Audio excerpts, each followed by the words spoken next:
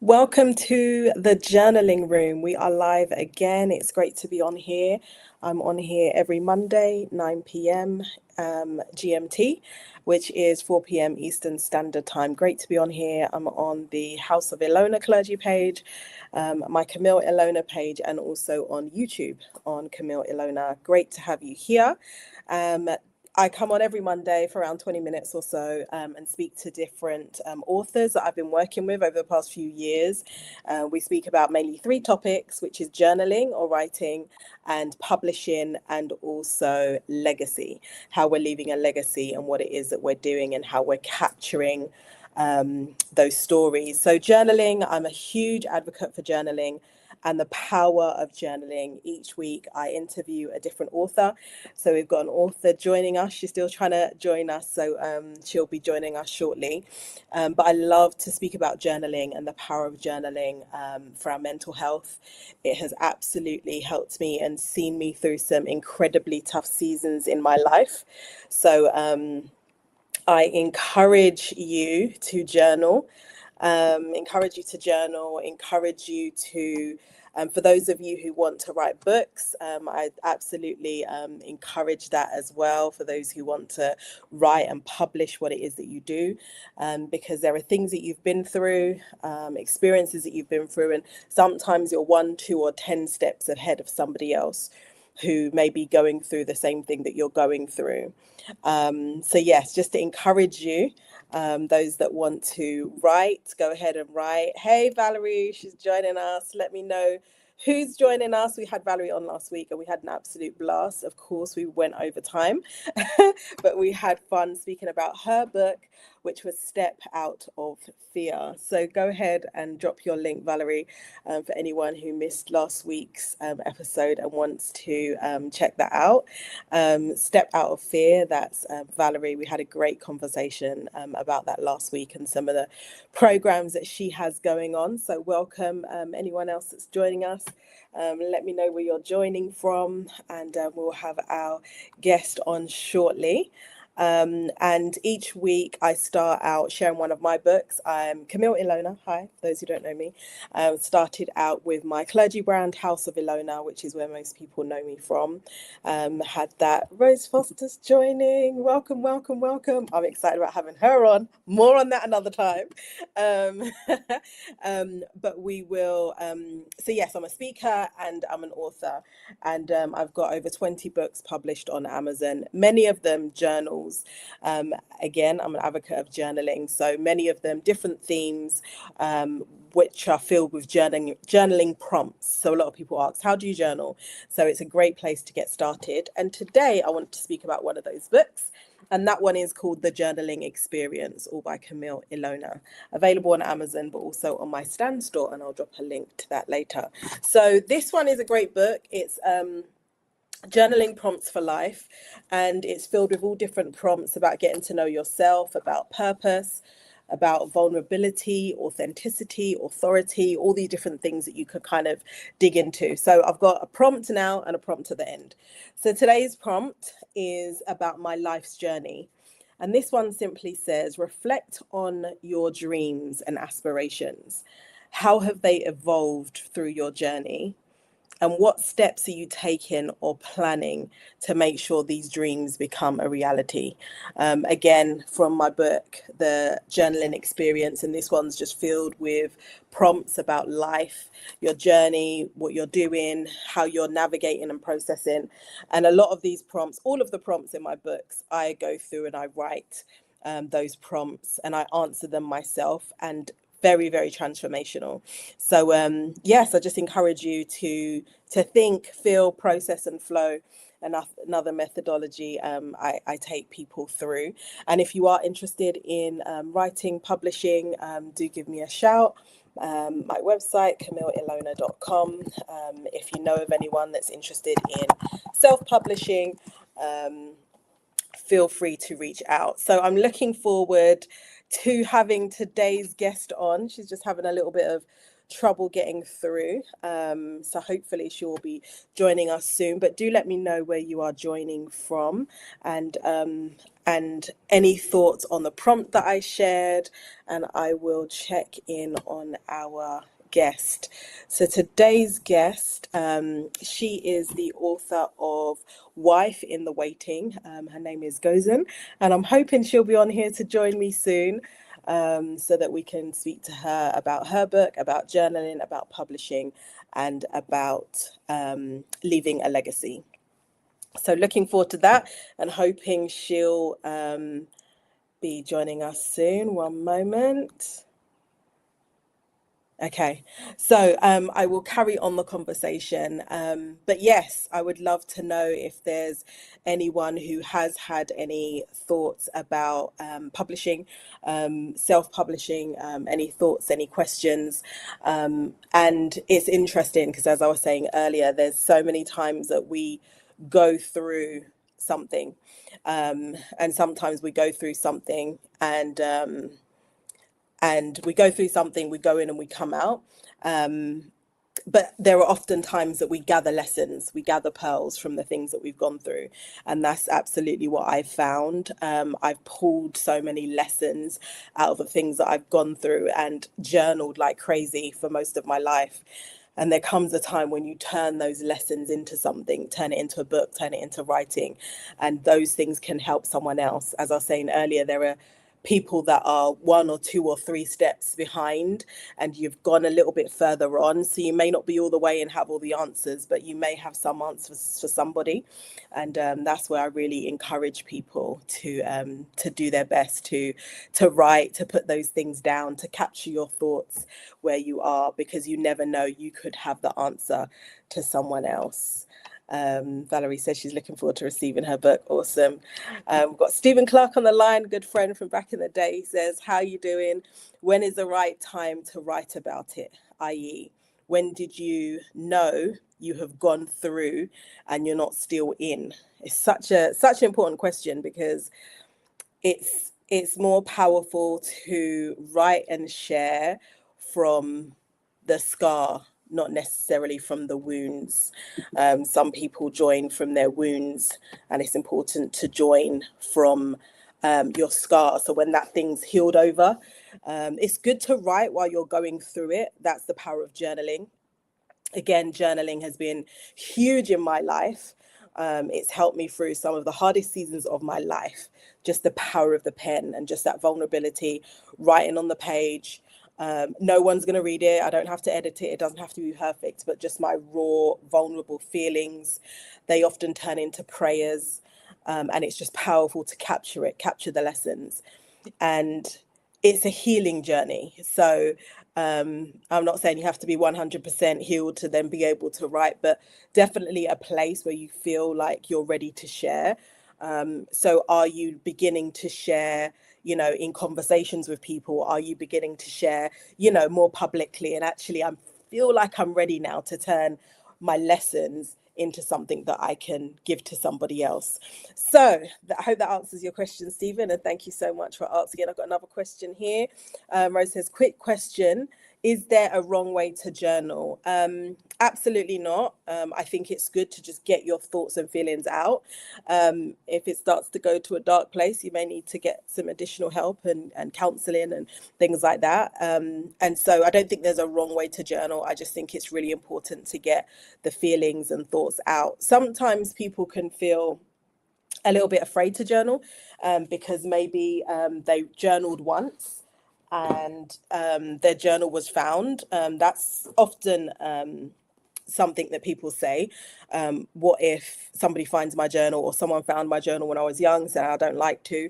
One of the things that I use is a Day One app. Day One, I really should get a franchise in that company, because I recommend them all the time. But it's online. So for me, my Day One app is on my phone, it's on my computer, it's on my iPad, it's everywhere. So a bit like Facebook, it's kind of like my own private Facebook. So I get to write, and then it will say, a year ago today, 5 years ago, I've been using it for a long time, 5 years ago today, and it will tell me, gosh, I just see how far I've come, and I can use it to speak, I can use it to type, I can take pictures and videos, and it's all my own thing. So if you're afraid of security and people finding it, that's one way around it. Another thing I did, and then I'm going to bring our guest on because she's here, is I've got this book. It's called The Power of Storytelling, and it's a book. It's a book, but it's also called. It's the subtitle is Digging, Discovering, and Telling Powerful Personal Stories, and it's a secret journal. So it's actually empty, but it looks like a book. So again, for those that are a little bit afraid of, someone might find it, this looks like a book. So if no one's picking up your books to read them, hopefully they won't pick this up. So this is a little secret journal that I created, again, available on Amazon, and it's called The Power of Storytelling. Without further ado, thank you for your questions. It's been great. Oh, yes, Valerie, appreciate that. Valerie says, oh, that's good. Right from the scar, not from the wound. Brilliant. Yes, I hope you got that. And Rose said, very good. Thank you. I appreciate you, everybody. Our guest is here now. Not that I was blagging, but slightly. So it's great to have her on. Very, very excited about this. So without further ado, I would like to welcome to the stage, Lady Gozen. Great to have you. Hi, I'm so excited to be here with you. And just as you were talking, I've got boxes and boxes and drawers of journals. Brilliant. These are from like 2021. It started when I was 14. So I'm here for journaling. I love it. It's been my lifeline. Phenomenal. Let's just dig right in then, Gozen. We're going to get into your book. But talk to us about journaling. You're an advocate of journaling. You love to journal. You've been doing it since you're 14. Girl after my own heart. How do you go from journaling to what you do to then having a book? Talk us through it. Wow. So I was a middle child. And what they say about middle children's true. They feel hidden. They, what they have to say doesn't matter. So at least my pen and paper had actually wanted to know what I had to say. Mm-hmm. So I would go through certain things, and to express it, I had to express it. So I would just literally write it out, and I'll write out my frustrations, and I'll write out my challenges, and I'll write out my really happy moments too. And when I was kind of conflicted about things, I'll write them all out. So that's been my lifeline. Like I was digging them up since 14, and I'm quite a bit older than 14 now. And I still journal every single day. I love that. Yeah. And it's so where did I go from there to what I'm doing now? I guess I've used journaling as processing. Yeah. I'm now a qualified therapist, psychotherapist. So with that, I've always known the importance of processing things, but now I know how much more important it is, rather than keeping the emotions in, actually being able to express them, whether you can physically, even through movement, like processing through movement. Some people are dancers. For me, it was writing. And there's something profound that happens like neurologically when you put pen to paper. Like people can journal through computer and other means, texting on the phone or notes. But there's something profound that goes from pen to paper. And I remember being young that I couldn't quite express the words out of my mouth, yet they would come out in paper when I write, because it kind of bypassed the mind. But then as I'm writing, my mind is now reading it and taking it in and actually processing it verbally too. So it's been so important for my cognitive development, really. And, through growing older and seeing how important it is, I'm a huge advocate. And I love it. I love it. I love the fact that we can challenge ourselves. Like I've not always had people around me to hold me accountable or, to push me in certain ways. Yeah, I can ask myself a question and answer the same question. Like sometimes we're like, oh, we've got no one around us to stretch us and expand our capacity. Well, we've got questions, and I love that your journals actually have the prompts in there. They don't even have to come up with the prompts. And that's also when we were going through my book, something I had to have in there, because it's when we confront ourselves with those questions that we get to dig deeper and express things that we didn't even know was in us to express. So so I've used it as a lifeline. I'm a huge advocate in helping other people express things. So sometimes a client will come in front of me and just not have much responses. And, therapists love clients that just kind of keep talking, like, because I've got a lot to kind of mirror back to them and help them see. But if they're not saying anything, what do I do then? So oftentimes I'll give them a pen and paper and be like, write it. If you can't say it, write it or draw it. Because journaling can also be drawings and pictures. I remember ones from when I was 14, I would draw pictures and flowers and then through my doodles even, I would get to see the emotions that were there that I couldn't have vocabulary for. So yeah, I love it. I love it. Dig deeper, ask me more questions, more specific ones. And it's great having you on as a psychotherapist, speaker and author, and writer of Wife in the Waiting. Talk to us some more about your devotional. Beautiful. Yes. One that you helped me with, and I'm forever grateful. I'm so honored that I got to help you to self-publish and get out of you what was inside of you, because you were just bursting for a long time. So what was it like to finally get it all in a book? I'm going to be honest, this wasn't the book that I planned to write. So I've had the ministry Wife in the Waiting, which basically means you become a wife, God makes you a wife, and then your husband finds you as a wife off of Proverbs 18:22. He who finds a wife finds a good thing, he's favorable. So you have to be found as a wife. So once I got that revelation, I was like, well, God, I desire marriage, and make me a wife. So as he was making me a wife, cultivating the character, posture, positioning of wife, I kept sharing online, and more people wanted to hear about it. And for years, I've had people say, where's your book? I want to go deeper. Where's your book?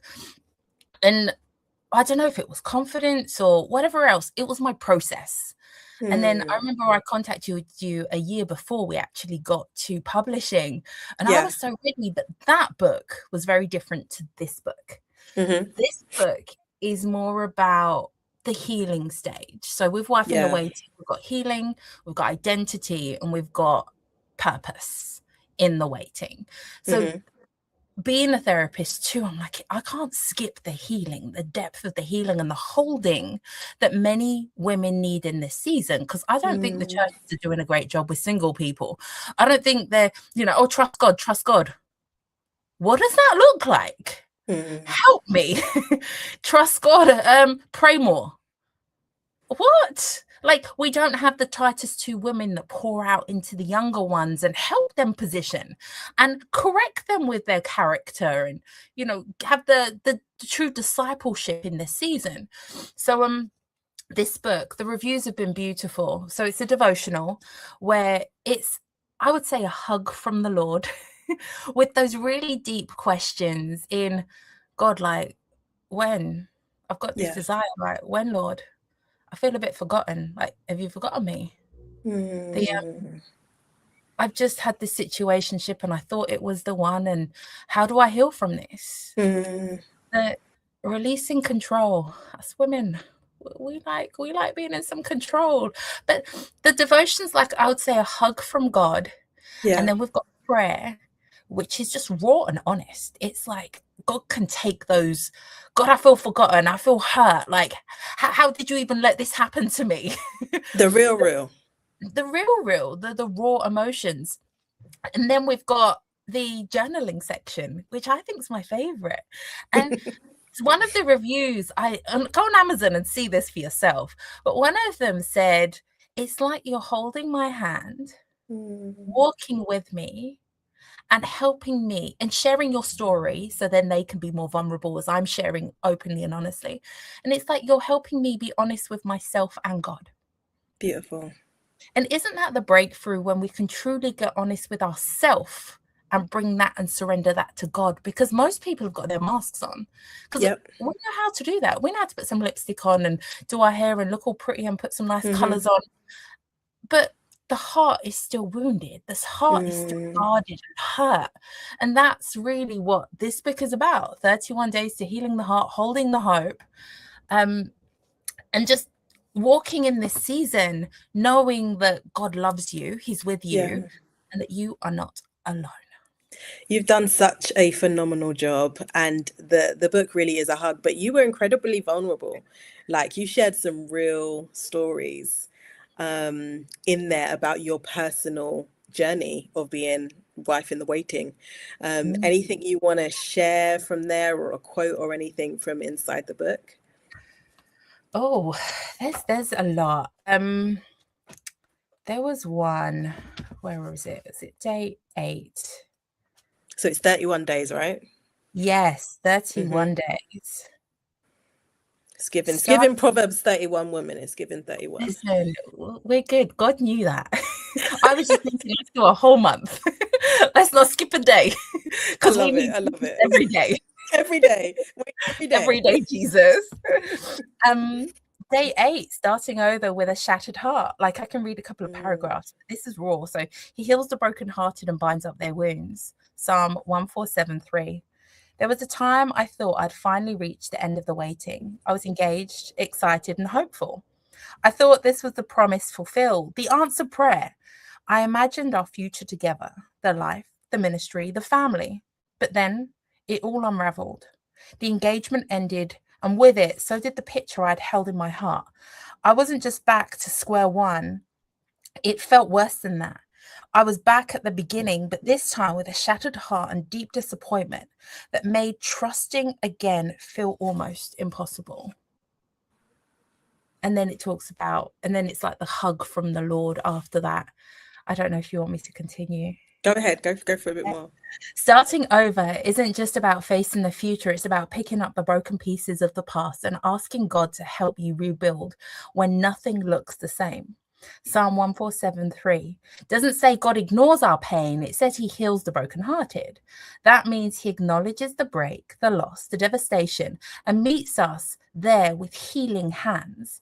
He doesn't rush the process. He doesn't rebuke us for feeling the pain. Instead, he gently binds up our wounds, one stitch of grace at a time. If you've ever had to start again after an ended relationship, a heartbreak, or a season that didn't go as planned, know this: your story is not over. Even shattered things can be rebuilt in God's hands. In fact, sometimes it's through the breaking that we discover just how tender and personal his love truly is. Beautiful. Beautiful. Yeah, incredibly vulnerable, real and raw. And the vulnerability is so important. And that's what I say about journaling. It starts with a place of vulnerability. And yeah, thank you so much for sharing so vulnerably in your book and in your ministry and the hundreds and thousands of lives around the world that I know you've already touched. And I know you're just scratching the surface. So I'm excited about all that God's doing in you. And what legacy is it that you want to be able to leave with the work that you do, your ministry, your books, your writing? I want to see the church rise up. I want to see the church being the answer to the world's problems again. And I've got this very strong belief that the answer to the world's problems are us as the church. But something profoundly amazing happens where two come together in covenant.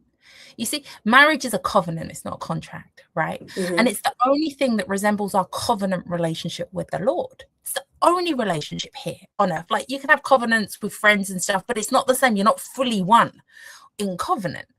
So I've got this firm belief that when the Bible says when two come together and agree on anything that concerns God and the word, it shall be established in heaven. In that covenant relationship. So it's my true belief that marriage, good, godly marriages that are centered on God and his words and his purpose, are the solution to the world's problems. And with those marriages, we have, stronger family units. And when we have stronger family units, we have community that's stronger and society stronger and nations are stronger. Whereas, like, the church are looking out to the world for the solutions, and we're like, hold up. Marriage is the first institution God created. And there's power in the first. So, like, we need to give honor to marriage. Like, don't get me wrong, I love supporting people and helping them understand what marriage is about and how we're not perfect and how we all need grace and how we're all growing and striving to be more Christ-like. However, like, I also pray for my married friends. I pulled a couple up weekend in church, and for some time, the Lord has been showing me that they need to sit together in church. What's this? When the pastor holds, says hold the hand, your hand holding is stronger than anyone else's hand holding, because you've got that covenant in relationship, in covenant, like in marriage. So I truly believe that when we take God at his word, nothing is impossible, especially when two come together in covenant relationship, in marriage. But that takes people knowing what it's really about. It takes humility. It takes grace. It takes God needing to check me and my spouse too. And I'm still waiting. I'm still waiting in this season. So I think that's also a privilege that I get, where many people are married and then they try speaking to the singles and they're like, what do you know? Which, you're married. You're not feeling pain, but I'm in it with them. It's been over a decade of fully living out this image. So just trusting God that he's raising up a new generation of people that are really taking it as his word. And ultimately, we're bride of Christ. Even men are the bride of Christ. And that's true covenant. So when we understand that, then being a wife in the natural is like easy. I do it all unto God anyway. And if we truly take that mentality and servitude into our marriages, and husbands take their rightful place and women take their rightful place, then wow, what a beautiful world we'll be in. Love this. Love this. Love this. Love this. I can't believe it. Time has run out, but it's been great having you on today. Final question. What are you currently learning about yourself? Wow. Currently learning about myself that deeper levels of surrender are needed to go to the higher heights that God has for me. Ooh. And surrender is sacrifice. Almost like the altar of sacrifice when marriage. So I'm like, God, like, really? It's like, you said yes. Whoops. I did. It's still a yes, but still like, surrender. Yeah. Surrender and sacrifice. I hear you. It has been great having you on today. I'll just share your website, Wife in the Waiting, and you have a reset and different things going on, right? Yes. Anyone that wants to get connected to the ministry, I'm having prayers weekly as well for women in this season. wifeinthewaiting.com/reset. And there's a free document with lies in this season, and you get on our email list, and I get to encourage you weekly. Incredible. Valerie, thank you so much for your comments. She says hi. She said, this is so good. Thank you so much. Gozen, please drop your link for your book for Amazon into the chat so everyone can check that out. Wife in the Waiting, 31 day devotional for healing the heart and holding the hope. Thank you, Gozen, for journaling since he was 14 years old. Journals every day. She showed us. We saw the array of colors and the pretty journals that you had there. So it's great to see that you're a big advocate of journaling in your profession and everything that you do. So thank you for writing through what you went through to help someone else. We appreciate you. So if you know any women in their waiting season, that they are a woman, a wife in the waiting, do recommend Gozen's book to them. 31 day beautiful devotional, very real, very honest, very transparent, very practical. The prayers are in there, the journaling prompts are in there, and yeah, you girl, you even had me thinking. So yes, please drop the link in the comments so people can check your book out. But thank you so much for joining me today. It's been great having you on. Thank you so much for having me. Awesome. That was Gozen. It was so great to have her on today. And thank you all for joining me again for the Journaling Room Live. And we went on a little bit longer today, but thank you so much for your patience and your questions at the beginning too. That was awesome. So thank you.